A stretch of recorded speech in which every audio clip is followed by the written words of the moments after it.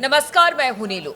तो सीरिया में जिस तरह के हालात बन रहे हैं, अब इसको लेकर बहुत सारी बातें सामने आ रही है। अगर इजराइल की बात की जाए तो कहा जा रहा है कि बहुत जल्द इजराइल जो है वो ईरान पर बड़े हमले की तैयारी में है। और खबर ये भी आ रही है कि ट्रंप जैसे ही शपथ लेंगे वैसे ही ईरान पर कोई बड़ी कार्रवाई हो सकती है। और ऐसा हम इसलिए कह रहे हैं कि अमेरिकी अखबार में इस तरह की बहुत चर्चा है, सोशल मीडिया में इसके पीछे को लेकर बातों को लेकर बहुत सारी चर्चा है।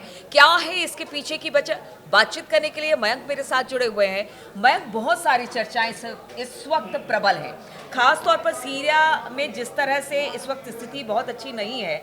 अब कहा जा रहा है कि इजराइल जो है ईरान पर बड़े हमले की तैयारी में है।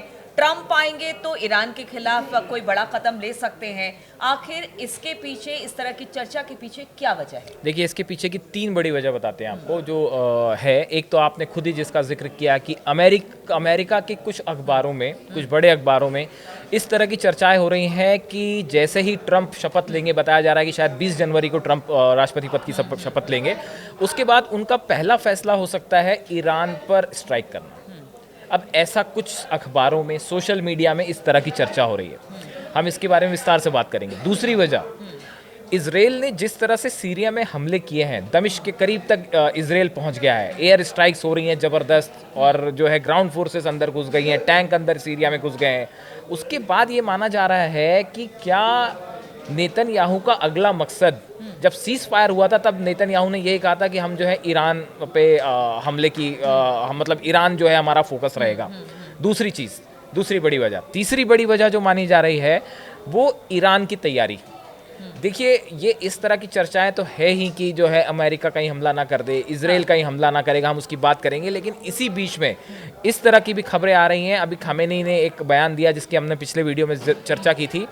ईरान जो है वो अपने तरफ से बड़े युद्ध की तैयारी ईरान ने शुरू कर दी है, और रूस भी उसकी मदद के लिए पूरी तरह से सामने आ गया है। कैसी आशंका ईरान को भी है कि बिल्कुल बिल्कुल, ईरान भी तैयार है। देखिए, हम आपको बताएं, जो ये पूरी बात सामने आ रही है कि देखिए, इस सीरिया में जिस तरह से पहले सीज फायर होता है लिबनान और हिजबुल्ला और इजराइल के बीच में, इसके तुरंत बाद से जो सीरिया में अचानक वॉर शुरू हो गया, और देखिए जिस तरह से ईरान, बशर अल असद वहाँ से रूस चले जाते हैं, और एक प्रकार से देखिए ईरान और रूस जो है उसको एक प्रकार का सेटबैक लगा सीरिया में।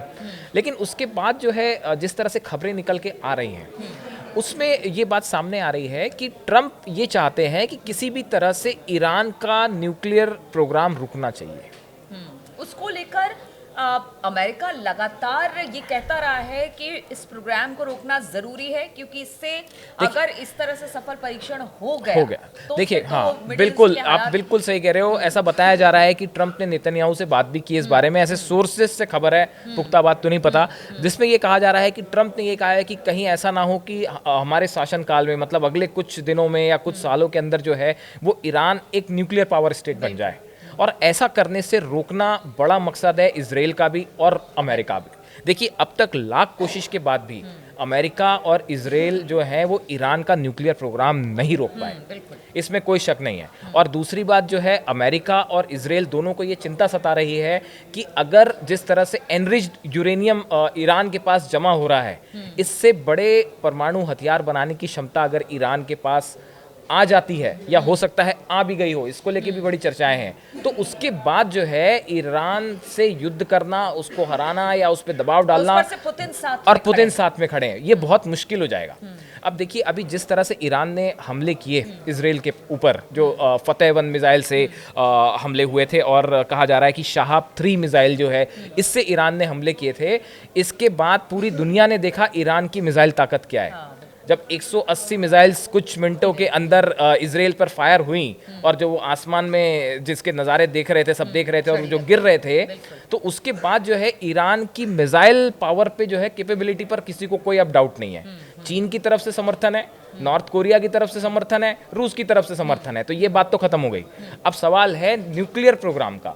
ये बात खामेनी भी अच्छी तरह समझते हैं कि जिस तरह से सीरिया के अंदर इजराइल घुसा है, इसके बाद कहीं अगला कदम ईरान तो नहीं है। क्योंकि सीज फायर के पहले ये बात साफ कर दी गई थी, आईडीएफ की तरफ से भी कहा गया था कि भाई हम जो है ईरान पे फोकस करना चाहते हैं। और उसके बाद अब सीरिया में जो हो रहा है, देखिए सीरिया में तो एक बड़ी विचित्र स्थिति है। यहाँ पे तो अभी ये तय नहीं हुआ था कि अगला बशर अल असद को हटाने के बाद अगला जो है नेता कौन होगा, और सब तरफ से स्ट्राइक हो गई, 6 देश एक साथ वहाँ पे बमबारी करने लग गए। तो ऐसी स्थिति में अब ये आशंकाएं हैं कि इसराइल का अगला टारगेट क्या ईरान है, और दूसरी चीज़ हिजबुल्ला जो है, हिजबुल्ला आप देखिए सीरिया अब भी हिजबुल्ला के ठिकानों पर अभी बमबारी कर रहा है। जो सीरिया के इलाके हैं, जो लेबनान के बॉर्डर के इलाके हैं, अभी पिछले 24 घंटे के अंदर कई हमले किए हैं। तो एक प्रकार से देखिए सीज फायर जो है वो है, लेकिन सीज फायर कुछ नाम का सीज फायर ज़्यादा है, और उसके पीछे दबे छुपे कितनी चीज़ें हो रही हैं वो मीडिया में सामने नहीं आ पा रही। ठीक है, हिजबुल्ला के साथ तो है सीज फायर, लेकिन जिस तरह से सीरिया में सब कुछ हुआ और इसके पीछे बहुत सारी खिचड़ी पक रही है, सभी देश अपनी अपनी तरीके से मयंक खिचड़ी पका रहे हैं। अब ये समझ में नहीं आ रहा कि सीरिया का क्या होगा, अमेरिका का क्या स्टैंड है, ईरान क्या लेकर सोचता है, इसराइल लगातार हमले कर रहा है।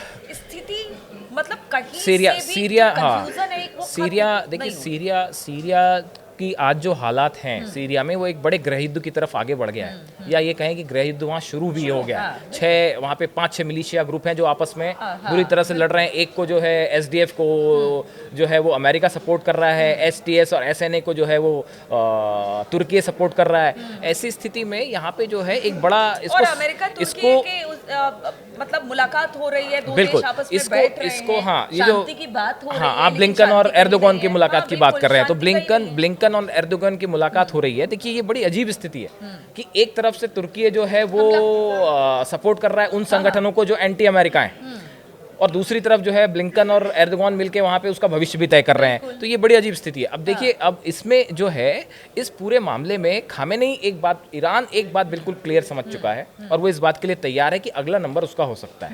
हम आपको बताएं ईरान की अगर तैयारियों की चुप्पी साधे हुए हैं। ईरान की आप तैयारियों की बात करें जैसे, तो वहाँ से इस तरह की जानकारी है कि ऑपरेशन ट्रू प्रॉमिस 3 की तैयारी जो है वो वहाँ पे IRGC जो है उसने वो तैयारियां शुरू कर दी हैं। देखिए अंडरग्राउंड बंकर्स और शेल्टर्स इनको बिल्कुल अलर्ट मोड पे रख दिया गया है कि अगर इसराइल का हमला होता है या अमेरिका का हमला होता है, अगर बैलिस्टिक मिसाइल्स फायर होती हैं, तो कैसे अंडरग्राउंड बंकर्स पे शेल्टर्स में कैसे छिपना है, कैसे वहाँ पे लोगों को ले जाना है, कैसे बड़े नेताओं को ले जाना है, इसकी तैयारी ऑलरेडी हो गई है। देखिए कहा जा रहा है कि देश की ईरान की पहली डिफेंसिव टनल जो है वो बन के तैयार हो गई है, और वो सिटी सेंटर को सीधा इमाम खुमैनी हॉस्पिटल से जोड़ेगी, ताकि अगर कहीं बड़े स्ट्राइक होता है तो जो घायल होते हैं उनको अंडरग्राउंड टनल से ले जाया जाए। इसके अलावा आप देखिए कि हाइपरसोनिक जितनी बैलिस्टिक मिसाइल्स हैं, हाइपरसोनिक मिसाइल है फतेहबंद जो हमने देखा था कि इसराइल के ऊपर फायर हुई थी, शहाब 3 इसकी रेंज भी करीब 1000 किलोमीटर से ज़्यादा है, एमाद 1 मिसाइल है ये भी करीब 2000 किलोमीटर। ये जितनी मिसाइल्स हैं सब की सब अलर्ट मोड पे हैं ईरान में आज की डेट में, कि अगर एक IRGC की तरफ से और खुमैनी की तरफ से ओके होता है, ये सब दागने के लिए तैयार है। अब देखिए दूसरी तरफ जहाँ तक ईरान के परमाणु कार्यक्रम का सवाल है, देखिए ईरान ने ऐसा लगता है कि पिछले कुछ दिनों के अंदर इसको रोकना तो छोड़िए, इसको और तेज कर दिया है। ये जब से लेबनान और इसराइल का वॉर शुरू हुआ था, 1 साल हो गया करीब इसको, तो हमास के साथ जो अटैक हुआ था, हमास ने जो अटैक हुआ था इसराइल पे, उसके बाद से 1 साल बीत गया। ये पिछले 1 साल में ईरान ने इस कार्यक्रम को तेजी से आगे बढ़ाया है, यूरेनियम के फॉर्म में भी तेजी से आगे बढ़ाया है। दूसरा उसे रूस की तरफ से भी लगातार समर्थन मिल रहा है।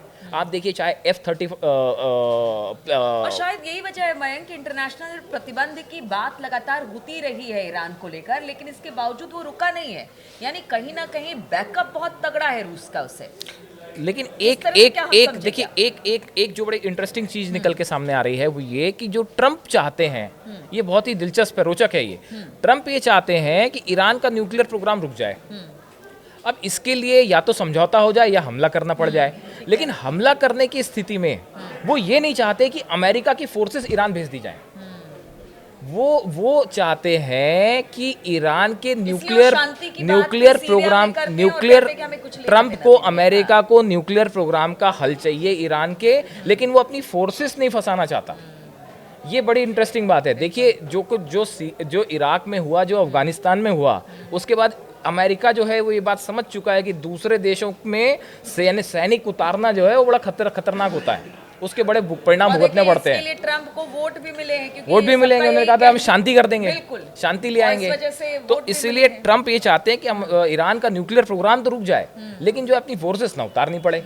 तो अब हो सकता है कि इसराइल के थ्रू कुछ किया जाए। क्या इसराइल उसके न्यूक्लियर ठिकानों पर हमला करने को तैयार होगा? लेकिन अगर ऐसा कुछ हुआ भी, अगर पहले तो समझौते की कोशिश होगी, बनाने की कोशिश होगी। अगर खामेनी ईरान तैयार हो जाते हैं, हो सकता है कि रूस, पुतिन और ट्रम्प के बीच की कुछ दोस्ती जिसकी चर्चाएं हैं वो काम कर जाएं और खमेनी अपने इस प्रोग्राम के लिए रुक जाएं। लेकिन जो हालात पिछले 1.5-2 साल में रहे हैं इसराइल और ईरान के बीच में, उसके बाद एक दूसरे पे विश्वास करना तो बड़ी दूर की बात है।